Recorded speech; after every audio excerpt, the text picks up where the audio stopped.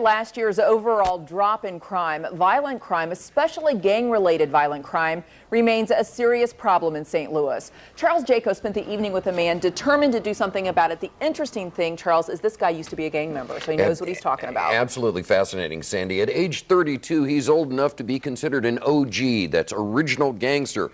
He's out of the life now, devoting himself to trying to stop young people from becoming gangbangers. But even he's shocked at the level of violence he's seeing these days. In some parts of St. Louis, violence is like oxygen. It's everywhere around you. It was that way for Sultan Muhammad back when he had the street name of Little Daddy Raw. It's kind of like impossible to talk about gang banging and not talk about substance abuse. So you're talking about not talk about crime, selling dope, using dope, robbing people, the whole 9 yards, because that's what a street gang is basically. It's a power thing.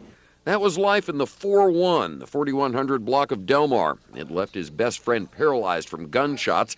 It left him with a criminal record and a mission. Just like I converted my stumbling block into a stepping stone, guess what? You can too. You have something to offer. So Sultan Muhammad, ex-gangbanger, convicted felon, motivational speaker, talks to young people like this crowd at the Cochran Gardens Community Center on the near north side.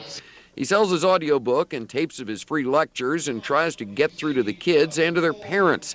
He's lectured in 56 of St. Louis's 90 public schools, trying to stop kids before they jump off the porch, slang for getting into the gang life. Sultan Muhammad jumped off his porch in the 4-1 when he was 11 years old. For me, it was a power trip. And for most people who I was gangbanging with, it was a power trip more than anything. But the level of violence on the streets now is far beyond anything he did back in the day, and that's the fear he shares with cops and criminologists, that young gangbangers today are much more violent, much better armed, and much more willing to shoot to kill without a second thought. Gangbanging as it is today is totally different as it was 15 years ago. I think it's different. Like I said, I think it's more violent. I think it's more treacherous than it was then. And that's because the home life, the neighborhood life, has gotten worse. 9 times out of 10, we are products of our environment. Only like 1% have what I call the spirit of resilience. They can see all that mad human drama going on around them, and that's enough motivation and inspiration for them to say, I don't want no part of that life. And in an era when we hear a lot about young African-American men saying stop snitching, Sultan Muhammad's message is stop disrespecting yourself and others. Charles, something really interesting he said is that 9 out of 10 of these kids, it's a product of their environment. Right. So he's got a great program, but even if the kids want to change, it would be very hard for them if that's their environment. Does he say anything about actually changing the environment itself? Well, he realizes it's hard. He came from that kind of environment himself, because you've got a lot of commonalities here. You'll have a mother who's either too busy or has issues, an absent father, gangs, violence, and drugs in the neighborhood, maybe in your own home.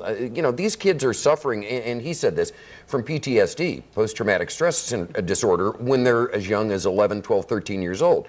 Like a lot of these kids, he saw his first body on the street when he was 11 or 12 years old.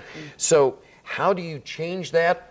He's not sure you can. What he's trying to do through the voice of experience is get through to these kids and say, look, this is a dead-end life. You're going to end up like my friend over here, paralyzed. You're going to end up like I did, serving 7 years in jail, or you're going to end up dead.